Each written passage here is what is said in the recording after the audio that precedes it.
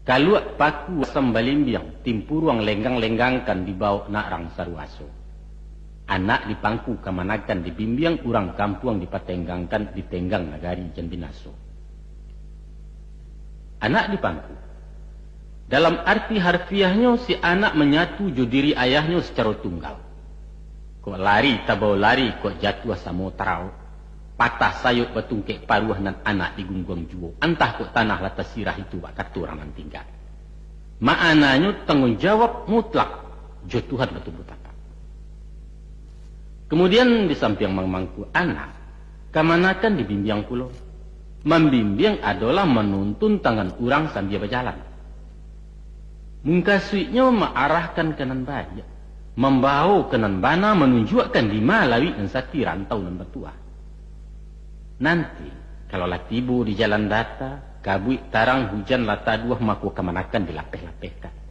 Disuruh melangkah surang diriangkan dari belakang dibari pituah dari Jawa.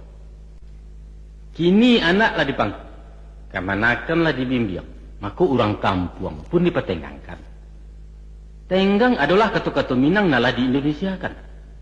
Menurut arti aslinya, ialah kira-kira sama jauh sahur, perbuatan atau karya macam itu.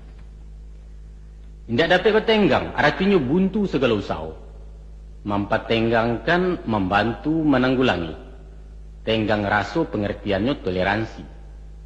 Orang kampung dipertenggangkan yaitu usaha na hidup surang. Ciptakan pemerataan sosial. Hilangkan gap antara si kaya dan si miskin supaya jangan timbul keresahan. Keresahan na menjadi pangka bala gangguan kaptipmas. Kok tumbuh hawa di lereng yang agak itabi yang jangan runtuh bukit jangan sampai ke panesan agih lalu waya nak taju. Usah bak sudu-sudu di tepi jalan. Dijambo kanai miangnya, dijuluak kanai gatahnya, dipanjek kanai durinya, kesudahannya diparun dari orang lalu. Nah, bak lo caranya menenggang nagari jan binaso. Tanah sebingkah laba punya rumput sahalai laba miliak, tapi malu nanalun babagi.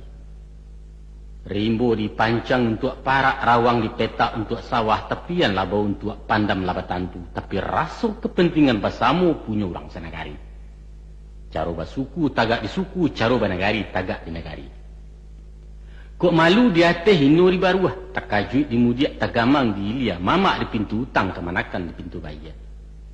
Oleh sebab itu, indahlah mudah menjadi orang Minang kok. Sulit.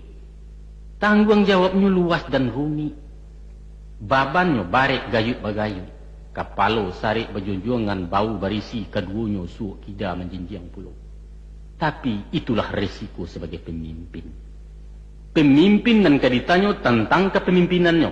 Ditanya oleh manusia dan dipimpin, ditanya oleh Allah yang memberikan pimpinan. Sadonya mesti dipertanggungjawabkan kini ataupun iswa.